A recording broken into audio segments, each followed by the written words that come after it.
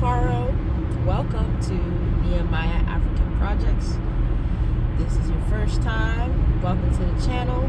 We talk about all things investing in different African countries and looking at just educating the masses, specifically in the diaspora. I am based in the United States of America, and so U.S. diaspora for us is not just those that were originally born in an African country, but and then maybe grew up in the States, like myself. I was born in Zimbabwe, but have grown up really in the United States. I am Zimbabwean American, and so have kind of like a diverse perspective as well in terms of culture. And in this video we are going to talk about culture because it is an important aspect to be aware of and to learn about when we're talking about investing in different African countries. Like I mentioned, my name is Dr. Rufaro. My name Rufaro means happiness in the Shona language from Zimbabwe. And Zimbabwe is a beautiful country, really. It has beautiful culture, beautiful people. It was originally colonized by the British and obtained its independence in 1980. Very peaceful people. In fact, so peaceful that I think it may be one of the countries that can go down in history for having a peaceful coup, non-coup. Just Google, check the news, check the records in about 2017. But my point is really that Zimbabwe really is of a peaceful people. No matter what struggles that people face, families face on the ground or in the diaspora, there is a very strong level of persistence and perseverance that comes with Zimbabwean people. Most Zimbabweans speak Shona or Debele. The business language is English. As I mentioned before, they were colonized by the British. And so many people in terms of business, they speak English. And it's a beautiful country. It enjoys a lot of natural resources, beautiful places to visit, like Victoria Falls. It's one of the 7 wonders of the world. You can go to Kariba Dam. You can go to different national parks and do safaris. And then there's just various landscapes for farming, for things of that nature. It's a beautiful country, and it enjoys beautiful weather.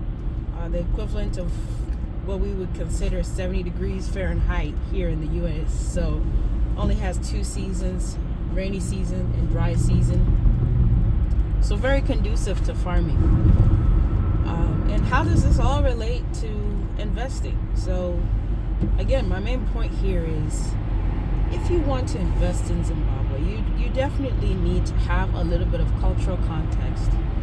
The pace of business there, whether you visit it or not, you want to educate yourself because there is a lot of opportunity. And I mentioned farming. I think real estate and farming tend to be the top investment opportunities in Zimbabwe when we talk to people, when we do research, and just looking at the landscape as is currently. The U.S. diaspora has an immense opportunity, even in a country like Zimbabwe that has gone through a lot of economic turmoil. They currently use the U.S. dollar, so sometimes for those that are in the U.S., it does kind of make it easy to send money, whether it's to support family or communities, or if you're paying someone school fees or anything like that. With, again, beautiful culture, and in terms of investing, it's important to take a moment to educate yourself. So one of the things that I noticed is I do recall when I was going to college, again, been educated educated here in the U.S. Went to college, and some of my friends, maybe they attended another university nearby or Howard University, and they wanted, likewise myself, to invest in Zimbabwe. The question always persists: how do you invest in Zimbabwe? Where do you start? I remember asking this question to many people. Where do I start? How do you start? And many years back, I even ventured into a solar business. I've been in all kinds of stuff because I saw the potential. I was like, man, how can I supply, solar panels and off-grid solutions and things? And that was way before now. The market is much more flooded. There's still always opportunity for it, but market is much more flooded now. But the challenge was always, how do you invest? Where do you start? What sources of information are valid, and what points of contacts can you reach out to that are ethical and transparent and genuine? And that was always a very difficult question to answer. And strangely enough, I went to college many years ago. That times regarding my undergrad, this is that I'm referring to. The same questions still persist. I mean, more than 10 years ago, the same question, the same challenge still persists.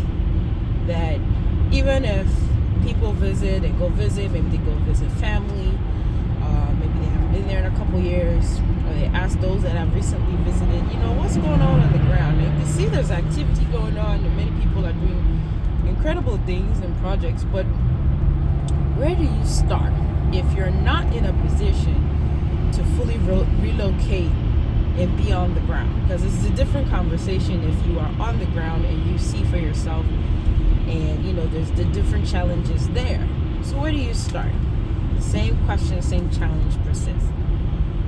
But Nehemiah African Projects tries to not only educate, but we are bridging the gap to solve that problem, to bring more information, curated opportunities, and education, working with networks to help people in the diaspora invest confidently and make sure that they've done their due diligence, understanding the risks before they make their own decision. Because we're not sitting here and saying that there's no risk. I always talk about risk and reward. So looking at that same challenge and the potential solution that Nehemiah is bridging that gap, educating and bringing curated opportunities. Again, when it comes to Zimbabwe, the top two tend to be real estate property, farmland, or just land in general. Okay, so real assets.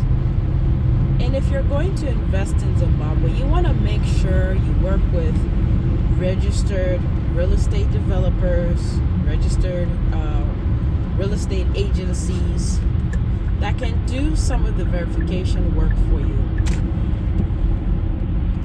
where interests are aligned and you don't want any conflict of interest, right? So that right from the get-go, from the beginning, you're creating systems to which you can tap into and they can actually deliver on what you need. So you want to work with registered real estate developers. You also want to do your own research. Of course, if you have an opportunity to visit, that's always a bonus. But by the time you visit, you need to have already contacted people, talked to people, talk to multiple real estate developers or real estate agencies, and be aware that there are scammers out there. I'm not going to sit here and lie to you, and that's anywhere. That's in any country. So you need to do your due diligence and be safe and, test the market in your own little way. And once you do acquire that property, what is your plan to manage? So many people get excited. Oh man, I've acquired 5 hectares of land. I have 10 acres of land. Or I bought this property and it's a beautiful property and it has a beautiful cottage that I can use it for Airbnb. But they didn't sit to think how they're going to manage, particularly when you have not relocated to, in this case, Zimbabwe. Do you understand the realities that are on the ground? Sources of electricity, how things work, the pace of business, who to talk to, how things functions, where to get your paperwork verified, how long those things take, how you're going to hire people, who are you going to hire, who can you trust, do you have systems in place? Many questions that need to be answered before you begin engage. At least have some blueprint of an idea that you can then execute on. So management and maintenance is very important, and also accounting for the maintenance cost. There is a maintenance to ownership.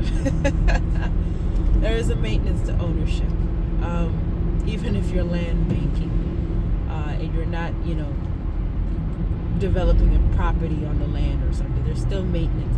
So what is the cost of maintenance and management and trustworthy management, where you create systems and not rely on, I just called my cousin, or I just called this old family friend. You need a little bit more than that, because even if it's a family friend or someone you don't know, you need systems in place that will then keep things in order and transparent. And also, as much as possible, be cashless, or if there's resources involved, who has access to those resources. So create systems in place where there's kind of a check and balances. So even if you hire 3 different, I'll use the term contractors, right? You do it in a way that their incentives are aligned to make sure nobody's doing funny business, if you get what I'm saying. So Nehemiah African Projects is all here for it. Again, Zimbabwe is a beautiful country, beautiful culture, very hardworking people, go-getters, very resilient. The list goes on and on. And those are things you can come to know of if you're not from that country, or if you're African American, you want to learn more about it, or you're not even Caribbean or anything like that, you just have an interest in Zimbabwe. Take a little bit of time to get to know a few things about Zimbabwe, and see if that would be something where you'd ever invest in. And the reason why some people have asked me, hey, why don't you just start with what you know culturally, like Zimbabwe, like this video? I said, yes, I absolutely start there. But the key in investing is always diversification. So that's why Nehemiah African Projects not only covers Zimbabwe, but all African countries, because it's about diversification. And each country has different economic climate. So when you understand this and you take the time to educate yourself, Nehemiah African Projects is providing educational resources and curated opportunities. That means you can start here in terms of learning. And it's very important to diversify. So I do believe in investing not only in just one African country, but in multiple, because there is so much potential in Africa. It's actually beyond potential. Africa is now. Africa is today. It's not just the future. It is today. And for those that open their eyes to it, they will reap the rewards. Does not mean that it will not come without any risks. But like I always say, the risk can be managed. So I hope you enjoyed this video. Just a little bit about Zimbabwe from a cultural perspective and how that relates to investing. Make sure you subscribe to the channel. Share information. And hey, if you're from Zimbabwe, or you were born there and you grew up in the US, or you're watching right now from Zimbabwe, feel free to comment in the comment section. I would love to know your thoughts. And again, I'm not saying that the environment is 100% perfect. There are certainly challenges on the ground. But for those that still want to invest, don't let that stop you.